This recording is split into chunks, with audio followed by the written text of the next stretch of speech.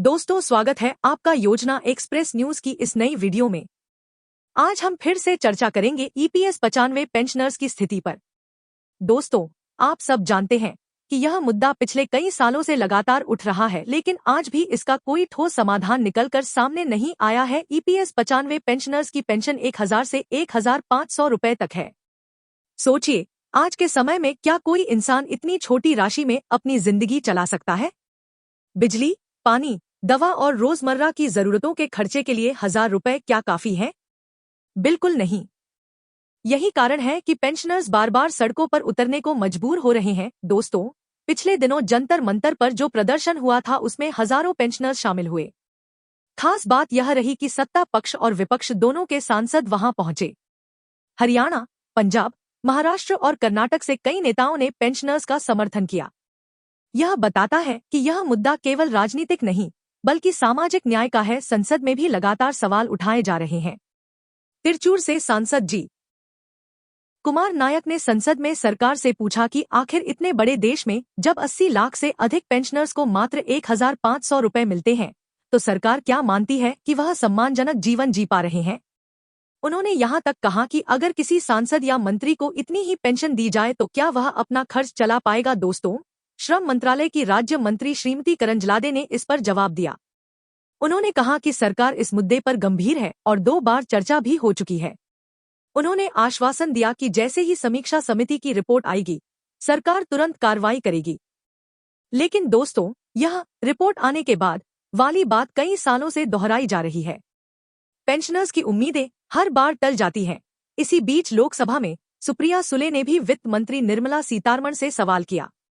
उन्होंने कहा कि अरुण जेटली जब वित्त मंत्री थे तब उन्होंने लिखित रूप से वादा किया था कि पेंशन बढ़ाई जाएगी, लेकिन जब इस पर जवाब मांगा गया तो सीतारमण ने कहा कि ऐसा कोई दस्तावेज उनके पास नहीं है, जबकि सुप्रिया सुले ने वह कागज दिखाकर साबित किया कि जेटली जी ने वादा किया था। दोस्तों, यह बहुत बड़ा सवाल है। अगर संसद में लिखित दस्तावेज दिखाए जाने के बाद भी सरकार स्वीकार नहीं करती तो आखिर सच्चाई क्या है? क्या सरकार पेंशनर्स को सिर्फ बहलाने का काम कर रही है? आम आदमी पार्टी के संजय सिंह ने भी इस मुद्दे को जोरदार तरीके से उठाया।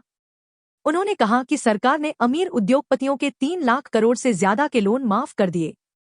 अगर यही पैसा पेंशनर्स पर खर्च किया जाता तो उनकी जिंदगी सुधर सकती थी। उन्होंने सवाल किया कि अमीरों के लिए पैसा है लेकिन गरीबों के लिए क्यों नहीं? दोस्तों, यही सवाल हर पेंशनर के मन में है। आखिर क्यों एक गरीब बुजुर्ग जिसके कंधों पर देश की अर्थव्यवस्था खड़ी हुई, उसे आखिरी समय में इतनी तंगी झेलनी पड़ रही है? इसी बीच एनएसएससी की टीम जब श्रम मंत्री मनसुख मांडविया से मिली थी तो उन्होंने भी यही कहा था कि वित्त मंत्रालय और श्रम मंत्रालय मिलकर जल्द फैसला करेंगे। लेकिन दोस्तों, आज तक कोई मीटिंग नहीं हुई, कोई न्योता नहीं आया। यहाँ तक कि रक्षा मंत्री राजनाथ सिंह ने भी आश्वासन दिया था कि प्रधानमंत्री से पेंशनर्स की टीम की मुलाकात कराई जाएगी, लेकिन वह मुलाकात भी अब तक नहीं हो पाई है। दोस्तों, एक तरफ सांसदों और विधायकों की तनख्वाह और पेंशन बार बार बढ़ती रहती है, दूसरी तरफ ग्राम पंचायत सदस्यों तक को भत्ता और पेंशन मिल जाती है, लेकिन जिन्होंने पूरी जिंदगी मेहनत की वे आज भी 1000 रुपए पर जी रहे हैं। यह बेहद शर्मनाक स्थिति है। आज हालत यह है कि कई पेंशनर्स अपनी दवा तक नहीं खरीद पा रहे, इलाज के लिए उनके पास पैसे नहीं हैं। बहुत से लोग अपने बच्चों पर निर्भर हो गए हैं और कई तो आत्महत्या तक करने को मजबूर हो रहे हैं। दोस्तों, सवाल यह है कि क्या सरकार इस मुद्दे पर गंभीर है या सिर्फ टालमटोल कर रही है? समीक्षा समिति की रिपोर्ट आने में और कितना वक्त लगेगा? आज जरूरत है कि सरकार तुरंत फैसला ले और कम से कम 7 से 10,000 रुपए तक पेंशन बढ़ाए ताकि पेंशनर सम्मानजनक जीवन जी सकें। तो दोस्तों, यह थी आज की पूरी जानकारी।